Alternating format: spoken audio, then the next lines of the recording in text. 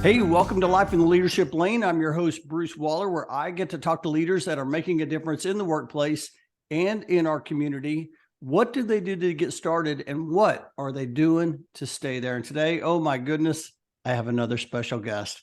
Today, I'm getting to talk to Sarah Glaser. Sarah, well, she's principal and head of employment practice at Lloyd, Gosselink, Rochelle, and Townsend. She also serves as a Texas SHRM board member as a co-director for legal and legislative. And Sarah, I'm so excited to have you on the show. How you doing? I'm doing great. It's early in the morning. I've got my coffee. I'm ready to go.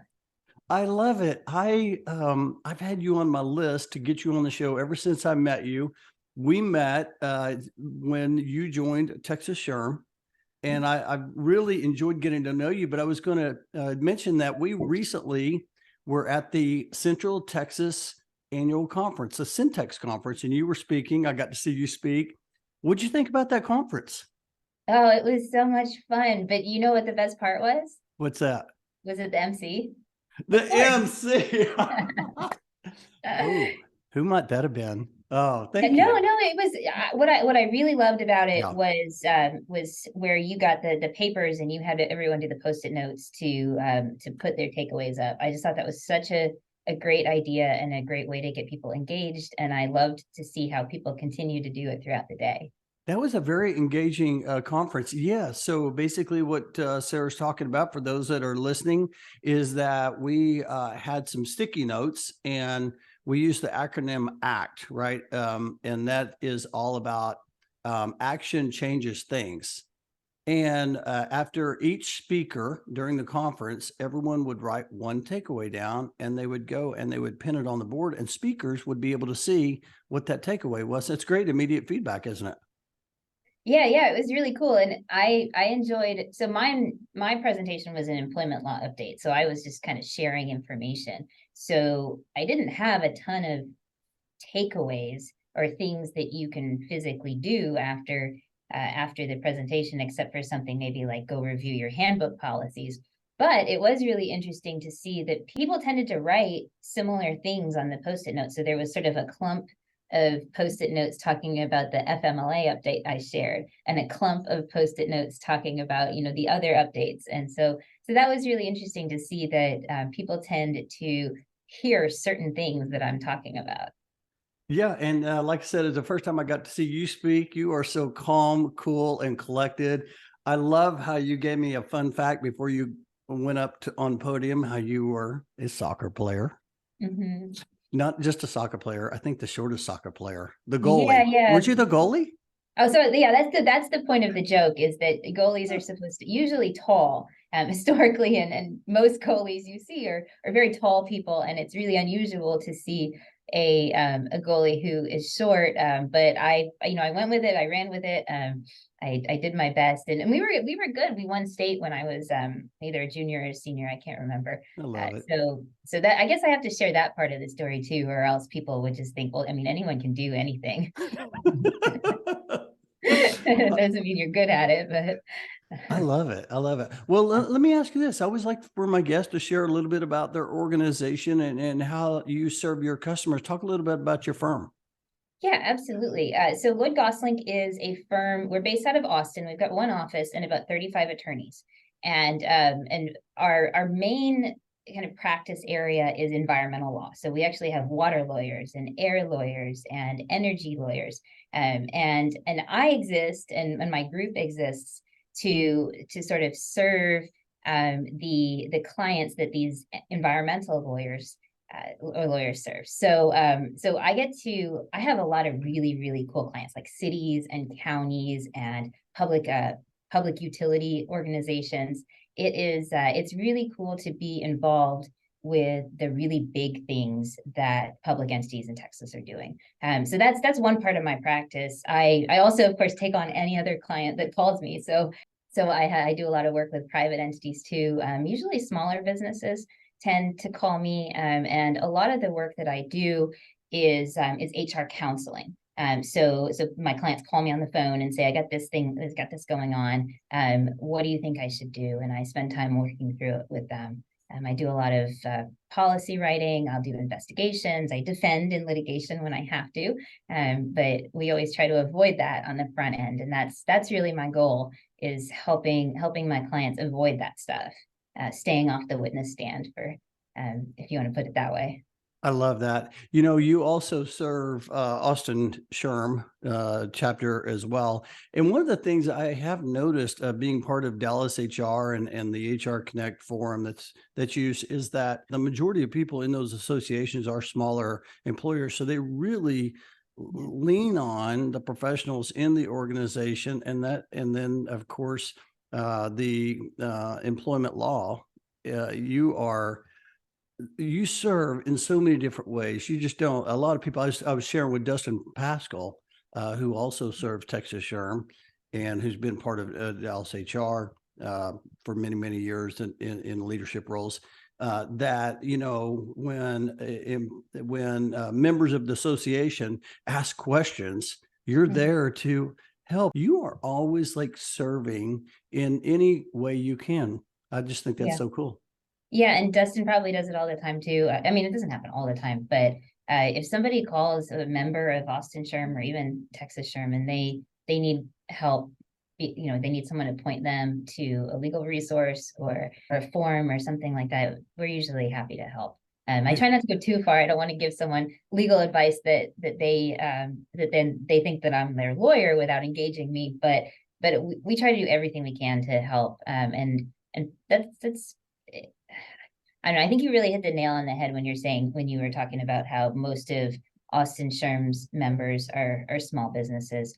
And a lot of times I see particularly with small businesses, someone in the organization who doesn't necessarily have an HR background gets thrown into Right. into doing the HR role. It's usually the accountant or somebody who does payroll, and then all of a sudden they're dealing with FMLA and ADA, and they're, what is this? Nobody ever taught me how to do that. And so we try to help as best we can. And I think one of the most important things that I do, and probably Dustin as well, is recognize when the problem that they have is something that they really need to engage us to help them with, as opposed to something that I can talk them through for 10 or 15 minutes. Yeah, I think it's so awesome to be able to be a resource. And of course, you serve with Kristen Bauer out of Dallas as well, and Texas SHRM. And so, hey, I want to kick this off with really the Sarah Glaser story. Like, where did you grow up, and how in the world did you get into employment law? Oh my gosh. Okay. Well, I grew up in one of those families that moved every 3 years or so. So I don't have a concise answer to where did you grow up, but I'd say if you had to take like the median or the average of all the years in all the places that I've lived, I'd say probably a suburb of Toronto is where I spent sort of the formative time. And so I was Canadian, so we lived all over Canada. And when I was 16, we moved to Houston. So that's how I ended up in Texas. And I have been in the States ever since, not necessarily in Texas. But I moved to Austin to go to law school. And I met my husband while I was in law school, and I've been here ever since. Well, and I was going to mention, when you said Toronto, I've been to Montreal. Okay. And I loved Montreal. It was just such a cool place, but a lot different than Austin, Texas. A little bit hotter in Austin, Texas. Okay, so it's hotter here, but Toronto was. So Toronto is not Montreal, and Montreal is really cool because it's this old historic city, and people. I mean, there are people who don't speak English there. They only speak French, and that's amazing and such a cool place to visit. And the thing that most struck me when I moved from Toronto to Houston was the Toronto. I went to this giant high school and thousands of kids, and it was really multicultural and just all kinds of different people coming together to one place. And when I moved to Houston, it was not really like that. And I had to sort of learn how to walk in a different space, I guess you would call it. But all of these experiences just make you who you are. And now I know how to walk in lots of different spaces. I love that. I love that. Why did you choose Texas? You went to the University of Texas, correct? For law school, yeah. Okay. Why'd you choose UT or Austin area to as your and then why employment law? Yeah, okay. So Austin and UT was a happy accident. I wanted the in-state tuition, and it was the best school I got into that offered that. So that's how I ended up here. And in employment law, I guess you'd say it was a happy accident as well, because I happened to find a job at a law firm that's all they did. And so I didn't take any employment law classes when I was in law school. I didn't really even have a sense of what the word human resources or employment law, what that meant, until I started practicing and started working for this firm. And I sort of just grew up there. And that's so it's a happy accident. As with most of our careers, I think we sort of fall into what we're going to do and we become an expert at it. I think that's true. But I will tell you that a lot of times it's the people we meet along the way that really like almost like inspire us or challenge us or move us into that direction. I always like to talk about mentors on the program. Were there any people that really mentored you or helped you along the way? And if there were, what was it about them that was so great? I think I try to find mentors everywhere I find myself. Mm, And so at this firm where I worked right at the very beginning of my career, I worked. It was a small firm. It was owned by an attorney. His name was Eric, and he had a partner named Wilson, and I worked with the two of them. And we had an office here in Austin. We had an office in DC and an office in California. So we were doing work all over the country, and mostly defending employment cases. And I got this opportunity to work with these attorneys who were quite a bit more experienced than me. I was the person that was doing the writing and holed up in the corner, researching and trying to figure stuff out for them. But I got to watch them do everything, be an employment lawyer, and counsel their clients and defend litigation. And with each, they were very different people. And so with each of those two attorneys, I kind of watched them and said, okay, well, what do they do that I want to emulate and I want to be like? And how can I do that, but sort of make it my own? So the thing that I always most appreciated Eric for was he had this sort of like quiet confidence. So he was the type of person where he never raised his voice, even if he was really upset. And if he found himself in a difficult situation, he sort of and quietly moved forward. And he wasn't a pushover in any sort of way. He was an incredible attorney, but he never looked like his feathers were ruffled. And so I've always tried to make myself sort of be like that. And I'm not like that because I'm excited and I talk with my hands um, but I try to bring that into myself. For those listening right now, Sarah is like moving her hands everywhere. She is definitely talking with her hands. I love that. That's fantastic. And I love what you said about Eric, how you talk about quiet confidence. I've been around those people. They're very inspiring. You're just like, you can feel it and they're not even saying anything, right? Yeah, it was great. And then he had his partner Wilson he had a little bit less of that, but he was sort of like fearless in the way he advocated. And so I sort of learned how to say, you know what, you don't get anything if you don't ask for it. And so I'm gonna object to this, or I'm gonna take this position. And maybe I'm not going to win it, but I'm going to advance the ball a little bit. And so I learned from them. And then I eventually ended up at this firm. I've been here for about 4 years. My employment law partner, Sheila Gladstone, she retired at the end of last year. And but before she retired, I had this opportunity to work really closely with her, and it was amazing to work with a woman she had been practicing law for as long as I was alive, and so she's got all these crazy stories about what it was like to be a lawyer back then.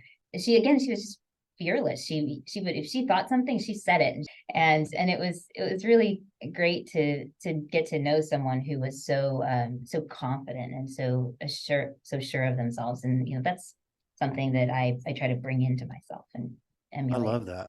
I love all that. I love the word fearless. Yeah. And because we always hear that all the time, the door opens for those who are bold enough to knock. And Mhm. but it's hard. Like it's hard, but it reminds me, I was at the SHRM National Conference in Vegas years ago, and I got to hear Michael Phelps speak. He was speaking on mental health at the time, but I just remember him saying this, and I've used it pretty much. You can use it in a lot of different areas, but it's the more we talk about it or the more we do it, the easier it gets. And as I think about that, I think about that fearlessness. But what a gift to be surrounded by these incredible people. And I've talked about this on the show many times, how people are watching us all the time. And we are modeling the way. And, you just have to do it your way. And people can take parts of that, whether it's from, Wilson being fearless, or Sheila, or Eric, that quiet confidence, or whatever that is. And so I love how you shared that. I do like to also talk about purpose, because I feel like when we find like what we truly enjoy doing, it just feels different. And so when I wrote the book, Find Your Lane, I always talk about, finding your calling. For you, like you said, hey, I grew up here. I wasn't even like, I fell into it, but there had to be a moment when you said, you know what? I love doing this. This is what I want to do. Was there a moment? I'd say it was more of a series of moments, but the point in time where I could definitively say I love being an employment lawyer. I want to do this for the rest of my life. It is absolutely the thing that makes me happy. Is when I got to the point where I felt like people could call me and I could talk them through a problem or help them come up with a plan for how they were going to solve a problem. And that's my favorite thing to do. I feel like I'm helping people, just generally my clients, I'm helping them, but then secondarily, I'm helping them make their workplace better for whoever their employees are. A long time ago, I got a phone call very randomly from some person who had found my phone number on the internet and saw me as being kind of like the man, and the person who was like stomping down the little guy, because I represent employers, of course. And this person called me and kind of yelled at me on the phone. I thought, oh my God, why would you do that? But I started thinking about the job that I do, and I thought, I don't do that. It's not my job to stomp down the little guy. It's my job to make sure that businesses and employers are complying with the law so that their workplace is a good place to work. And once I wrapped my head around that, I thought, I want to do this for the rest of my life. I love it. Man, that right there, I have chills. That's fantastic, because that one phone call, it's almost like a reminder, a validation of, hey, I need to go back to my why. Why am I doing this? And this is why I enjoy what I do. It's interesting you mentioned helping people, how that really energizes you, because I tell people all the time, when I really found my lane, it was when I got a call from a gentleman whose mom was in assisted living, and he needed to relocate her, and he didn't know what to do, and he was busy. He was a high level executive at a bank, and he had got, a friend of mine had referred him to me, and I moved his mom, and I mean, it was like a couple of boxes in a dresser. Moved her from Dallas to Houston. I mean, it was very small, but it was very big to him. And I remember that feeling and thinking, oh, I love this. I can really serve here. And so, oh man, that is so good. I love that. Being able to give your knowledge or your gift to other people it's just the best feeling. And it's energizing. You're right. Yeah. Oh my goodness. It is true. It's not a myth. When you find the work you love, you'll never work a day in your life. And that is, oh, so true. Hey, let's talk leadership here. From your perspective, I would love to hear your thoughts when someone says, hey, Sarah, what's leadership to you? How would you respond to that? To know. So I had to think about this for a long time, because I've held a lot of leadership roles over the years. Like right now, I'm head of my practice group. I serve on the state council for Texas SHRM. I'm on Austin SHRM's board, and I've done other things in the legal community. But distilling all of that down into a concise, well thought out, this is what leadership is a really difficult thing to do. So I tried to think about it in different pockets. of what I do. And so so from an employment lawyer's perspective, I think leadership is people are calling us and looking to us for answers to questions or solutions to problems. And inevitably, I mean, nobody calls me and says, "Hey, Sarah, can you be part of this team resolving this problem?" Everyone's always calling me and saying, "Sarah, what should we do about this problem?" So I am sort of the de facto leader of the team, and I'm going to delegate out the roles and responsibilities. And so I don't know if people automatically think of leadership when they look at lawyers or attorneys, but it's part of our job, and we do it all day long. And so that's from the lawyer's perspective. But then I'm the leader in my business organization as well, in that I'm head of my practice group. I'm assigning the work that comes in. I'm responsible for our numbers and how we do. I also serve as the employment lawyer to my law firm. So I have this sort of like dual business attorney role in leadership here. So all of that said, I guess if I were to put it into a sentence, it would be you're the captain of the team, and you're the person who has to figure out what the plan is. Yeah, I love that. You are busy. Oh my I'm goodness. tired. You have a lot going on. I love that. Hey, well, let me ask you this. I'm curious, whenever, you gave the presentation at Syntax recently, I would love for you to share maybe, I don't know, maybe some challenges or some things you're seeing today around employment law that the listeners might resonate with, or it might help them in some way.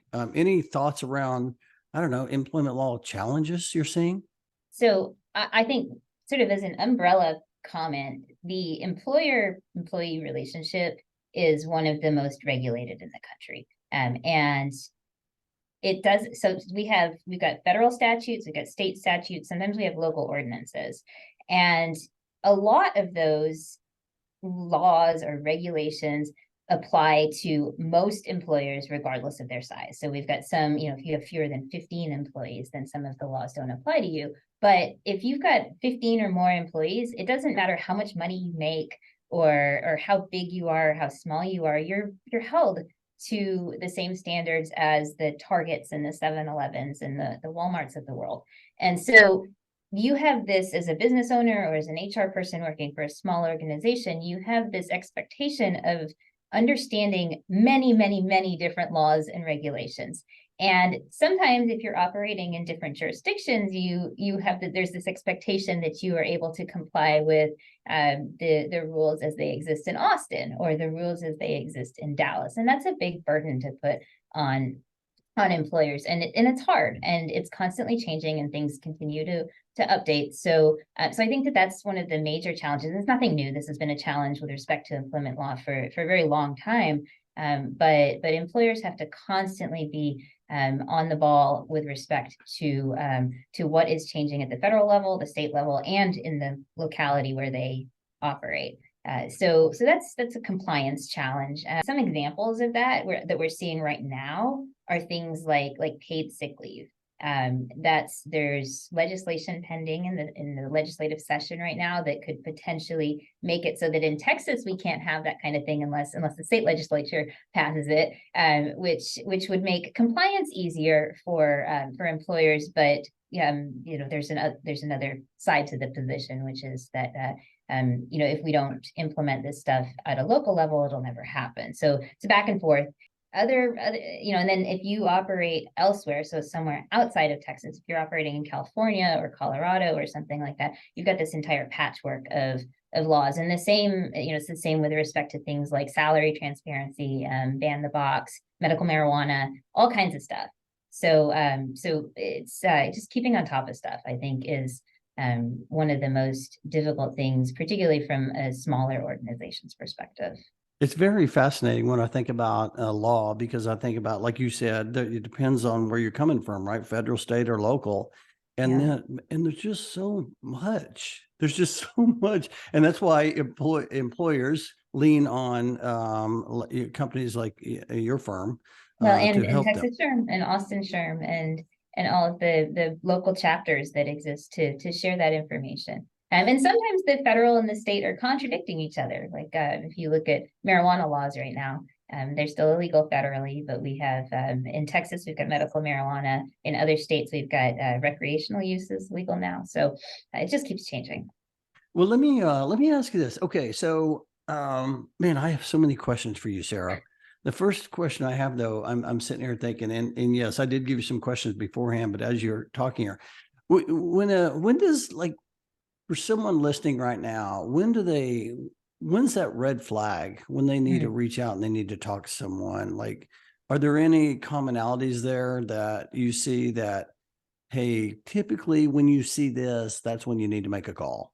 If I had my way at all times, people would call me before there was a red flag, but there's a lot of reasons that doesn't happen. And so the urgent calls I get are usually because an employee has made some kind of complaint and they've included specific words in it, right? They've made reference to some sort of protected class, or they have said that they were going to hire a lawyer, or maybe they filed a lawsuit, or they filed an EEOC charge or something like that. Those are the ones where people call me really frantic. And usually the first thing I say is, don't worry, we'll figure it out. You can't change what you did in the past. All we can do is change things moving forward. And so let me help you. Let me help you figure out what the emergency is. Let's triage. And then once we get on the other side of this, I can help you set it up so this doesn't happen again.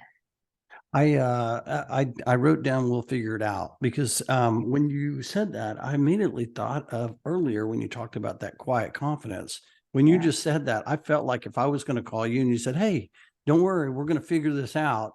All of a sudden now it's like you have that quiet confidence that's given me a sense of comfort. I will tell you that we talk a lot about the employee experience in the workplace and then the customer experience. And as you just now said that, I thought, you know what, that right there is 5-star customer experience. Like I just want to ask you this. What drives you? Like, where does that come from? Oh my gosh. I don't know. I'm a person who loves to help people.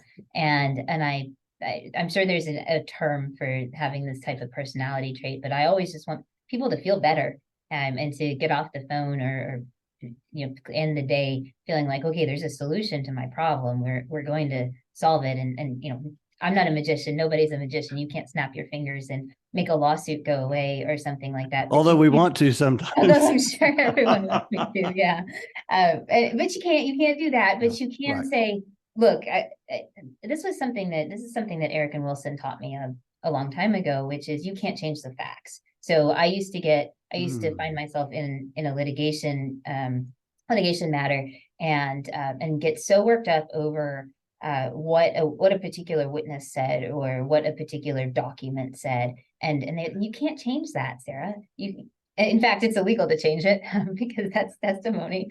But you can't change that information. But what you can change is how you handle it moving forward, and how you treat it, and how you advocate, and how you use it to get to the end result that you want to get to. So for everybody, lawyers or any other position, there's going to be bad facts at some point in time, and what you do with them is what matters. So that's I try to sort of translate that over to clients who are very upset about whatever they have going on. For those listening to the show, I hope you're taking notes here. And one of the things I just wrote down, write this down. You can't change the facts. True. That is a powerful, powerful statement. It's almost like, when you're dealing with personal, trying to, people talk about how people, when they have difficult conversations, people take things personal from time to time. And I've always given that advice. You just have to separate. This is not personal. This is about stay focused on the facts, and you can't change the facts. And that's what you just talked about there. That's so good. Yeah. And it's helped me in so many different ways. That it helped me kind of come out of I used to find litigation very anxiety inducing for that reason, because I felt like I didn't have control over the outcome. And so it's helped me in that realm. It's helped me when I'm talking to people. It's helped me in so many different ways to realize that and this is not something new that I made up. I think it's the central tenet of a lot of different programs and stuff, but you can't change certain things, but you can influence others. Hey, let me ask you this. I mean, you serve, we talked about earlier, you serve Texas SHRM, you serve Austin SHRM, you serve in a lot of different areas. You speak as well. What led you, I guess, if you will, to like joining and being part of volunteer organizations? Because you're busy, and now all of a sudden you're saying, "Hey, I also want to do this too," and that volunteer leadership takes time too. What led you to the volunteer roles? Yeah, I'm so glad you asked that because this is one of the things. Whenever I find myself in front of more junior attorneys or students or something, this is always a part of my story that I like to share with people. So thank you for asking. So when I worked at this firm, this small firm with Eric and Wilson, one of the job requirements that they had was that even though I was fresh out of law school and had no hope, no chance at all of anyone ever hiring me to be their lawyer, because who's going to hire someone who's a year out of law school, right? But there was no chance of me actually going out and developing business at that point in time, and they recognized that. But they did say, look, networking and developing a network and learning how to develop business starts now. And so as part of your job, you have to go to lunch with two people every month, and you have to go to two events every month, and you have to record it. And we keep track of that, and it goes into your sort of bonus assessment at the end of the year. And so Bruce, I was so bad at it. I remember the first time I invited a young lady who was someone I knew from law school. I took her to lunch, and I sat there and I was basically like, they told me I have to do this. I don't know how to do it. And I can't imagine what she was sitting thinking. She's sitting across from me thinking, oh my God, she's only doing this because her job is making her. Why would she do that? But anyway, so they made me do this, and I started going to I started out with attorney events. So the local bar in Austin has all different kinds of sections, and there's a women lawyers section. And so I started going to these events, and they're particularly fun because they always had wine and sweets and good food, and it's good to find your people. And so I started going to that, and I one time there was one event where I stayed late and I helped to clean up afterwards or something like that. And I made friends with some of the people who were on the board. And next thing I knew, they were calling me and asking me if I wanted to be on a committee, and then did I want to be on the board? And time's going by. This is years, but suddenly this person who was absolutely terrified of the concept of going out and handing out business cards and doing business development was in this organization with people who were not just like my network, but they were my friends. And these women and other attorneys who I had suddenly created this network, and I hadn't even realized that I'd done it. And so the guidance that I always try to give people is, look, just make yourself go to stuff and try to find people who you would want to be your friends. And if you can make friends with all of the people who you work with, you're going to create a network. And then one day, 10 years down the line, 15 years down the line, all those people in your network are going to be the vice president or the CEO or the HR director. And then they are going to hire you because they've known you and you're their friend and they trust you. So that's a long-winded way of saying, you can network at any point in time in your career, and one day you will be successful in it. That's fantastic. Like, I love that because I understand the value of networking. For those listening, I want to dive in just a little bit deeper. Do you remember, like, can you take yourself back to a time where you didn't feel like going and doing, meeting that group or that person, or, you just want to go home, you want to, but yet you made yourself go. Do you remember that and what that felt like? Oh my God. Yeah. All the time. But okay. So here's my hot tip for that. If you hate the idea of walking into a room where there's 30 people and they're all already talking to each other, and you hate the idea of walking up to a group and saying, hey, can I join your conversation? If you get there 10 minutes early, there's like 5 people there and everybody just stands together and talks to each other. So it's so counterintuitive because I can't tell you how many times I'm sitting at my desk and I'm like, oh, I really got to go to this thing. But I'm just going to take 20 more minutes. I'll be there a little bit late. It'll be fine, fashionably late. But honestly, if you go early, it's way better, and you get to leave earlier too if you want to. This is great. I could talk on this subject all day long. This is so good because I'm with you. this is probably one of those, I'm going to say hidden gems. The investment like no other is when you network and you invest in people. You're right. 10 years later, it's incredible. This is so good. Hey, I want to ask you though, there's another area I wanted to ask about, and that is SHRM's A team. I would love Yeah. for you to share a little bit about that for those who may not know what the A team is, because I think there's opportunities for people that are listening to maybe even be part of that or support that in some way. Talk a little bit about SHRM's A team. Okay, yeah, great. I'm glad you gave me the opportunity to do this because then I can step into my Texas SHRM legal and legislative co-director role and share that information, which is really a big part of this role is letting people know, letting Texas SHRM members know about this this part of SHRM National that exists. So SHRM National has what's called the A team or the advocacy team, and it's sort of the arm of SHRM National that uh, educates and helps SHRM members to learn about and make a difference with respect to public policy. So whenever there is legislation pending federally that could impact the workplace, the A team usually has things like summaries of the legislation. Sometimes SHRM takes positions.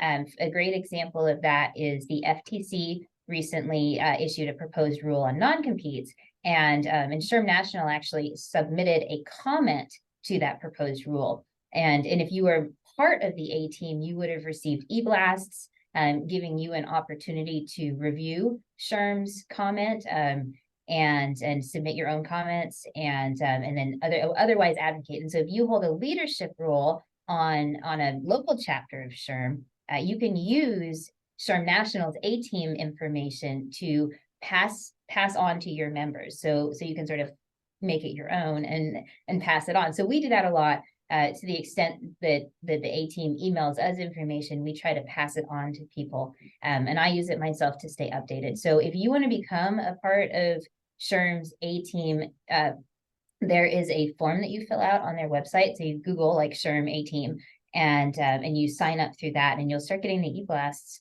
It's a great way to stay updated on from a federal level what's going on. I love that. And we will put the link in the show notes. So if somebody wants to go and check that out, they can just click on that link. I love that. Man, the time is just flying by. I do want to ask you a question around advice. I love to hear when someone says, hey, I was given this advice early in my career or mid-career or late career, but I find it so good. I just find myself sharing it with others. Any advice you were given that you find yourself sharing? There's no substitute. So you can do all of this stuff. And this is an Eric and Wilson thing again. You can do all of these things. You can build a network, you can serve on boards, you can be a leader. But if your work product is not absolutely excellent, then it's all kind of for nothing. So it's great to do all of this stuff, but you should focus first and foremost on being excellent. And they were real sticklers for, there should never be a typo in anything you do. You always have to be 15 minutes early, and you never send anything to a client that isn't perfectly proofread and all this stuff. So in addition to all the things that I do or am, I really pride myself on being a really good lawyer. And I think in the end, that's what matters. I love that. That's fantastic. I'm reading a book right now in our Climb Book Club. It's called Rise. And one of the things they're talked about, as you're sharing this, I'm thinking about personal brand, right? You're talking about being someone of excellence. And they framed it up a little bit different. The author framed it up a little differently. It said it's all about consistency and behavior. And I started thinking about that. It's like, at the end of the day, what it's all about is, are you the same person everywhere you go? And are you consistent with that? Right. And so how you showing up, how you're having conversations, how you're being a resource, how you're volunteering, things like that. Do you resonate with that? You agree with that? What are your thoughts around that? Yeah, absolutely. I think one of the things that people sometimes get frustrated with lawyers about is maybe we don't approach things in an approachable way, or if we're busy, we don't write back, or we don't answer the phone. There's always a sense that attorneys sometimes are ununderstandable. And I think that that's doing us a real disservice, because being a lawyer is real, as you said earlier, it's a customer service profession. And we so our clients are really want to know that when they when they call us, that they're going to get the same person, that someone's going to answer the phone, that I'm going to write back, that I'm going to recognize if they have an emergency. And ultimately, I guess if I had to like sum it up, they want to trust us. And sometimes there's a good amount of distrust towards attorneys. And so I always try to make myself not somebody who people worry whether they can trust or not. Yeah, I mean, I think the advice you gave was absolutely outstanding. I love the showing up before, like 15 minutes before. I mean, just show up a little bit early. I love that, because you're right. When I'm there early, there's only 2 or 3 people, and we're all just standing around talking to each other, and people come up to us. That is a great tip. I've had a lot of tips on the show. I haven't had that tip yet. That good. is a fantastic tip. I love that. And then, we could also talk about building your employer brand or your personal brand all day long. But at the end of the day, it's all about, are you consistent, and is your behavior consistent all day long to deliver that experience? So I love that. I think I'm going to try to internalize that. Yeah, it's so good, because whenever I heard it that way, it was like, it was so easy to remember. It's like, you know what?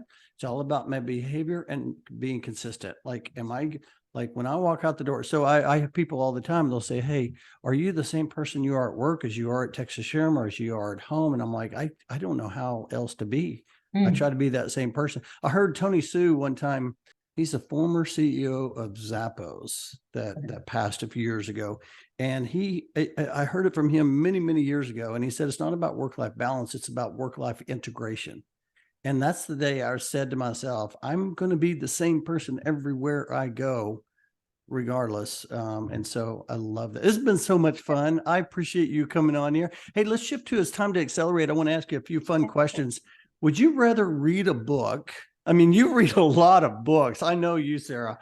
Or would you rather listen to an Audible or a podcast? I'm curious. Okay, good question. Yeah, I think I'm in the middle at the Audible, because I don't find myself with a lot of opportunity to sit down and read physically. But I do like to listen to books when I'm walking the dog, or driving somewhere far away. Love it. Love it. Hey, I always talk about how great leaders are grateful leaders. What are you grateful for?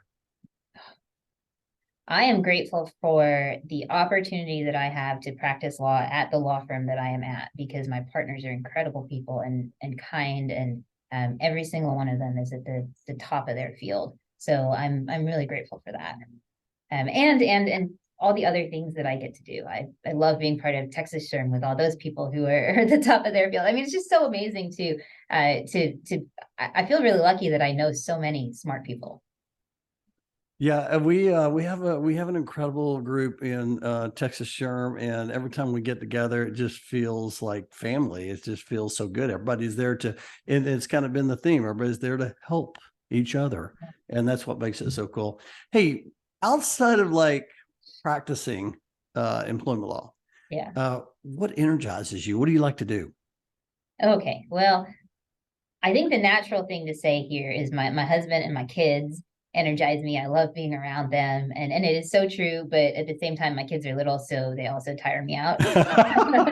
They exhaust you as well. Yeah. So it's both, but it is. I mean, I love my family, and I love spending time on the weekends and in the evenings with them, and that's why we all do what we do. So. That's awesome. I love that. That's fantastic. My boss told me, whenever I told him, my former boss, when I told him that my daughter was expecting her first child, he said, "Oh, that is so fantastic. You're going to be like, it's an energizing feeling like no other, and you'll never be as exhausted as you have been in your entire life. Energizing and exhausting." So okay, I'm glad I'm not the only one. I love that. Hey, final question. One of my favorite questions I like to ask my guests on the show, and that is this: Sarah, 10 years older, is around the corner. She's knocking at your door, and you are going to go answer that door. What's she going to say to you? I think some version of don't do something if it doesn't bring you joy. But I think there's some nuance to that guidance, right? And that sometimes we have to do hard things because they make us better. But if you find yourself really doing something that you look at yourself and you see, this is not my place. We don't have to push through everything, and we can go and find somewhere new or something new, or a new project or a new place to serve. There's an infinite amount of opportunities out there in the world. So yeah, one, it's good to do hard things. It's because they make you better, but you don't have to do it for the sake of it. I have a love-hate relationship with hard things. I love it because I know I'm going to grow from it, but I hate it sometimes because it's so painful going through. But that's a wise 10 years older Sarah Glaser. Thank you so much for coming onto the show and sharing perspective. Hey, for someone that heard something you said or may have a question, what's the best way for them to connect with you? Yeah. Okay. So I love to connect with people on LinkedIn. You can find me Sarah Glaser, Glaser. And I also have a website because my firm has a site, and you can find me on there. My firm's website is lglawfirm.com. Fantastic. And I will put that website in the show notes so they can click that link and learn more. And also, whenever you connect with Sarah, be sure and let her know you heard her on Life and Leadership Lane. Yes. And that makes that connection so much better to start. And so anyway, I appreciate you. I've really enjoyed getting to know you, and I can't wait to see what's ahead. So thank you, Sarah. And thank you for your friendship. I appreciate you. Thanks, Bruce, for having me. It was so much fun. Yeah. Okay. I'll talk to you later. Can't wait to share this.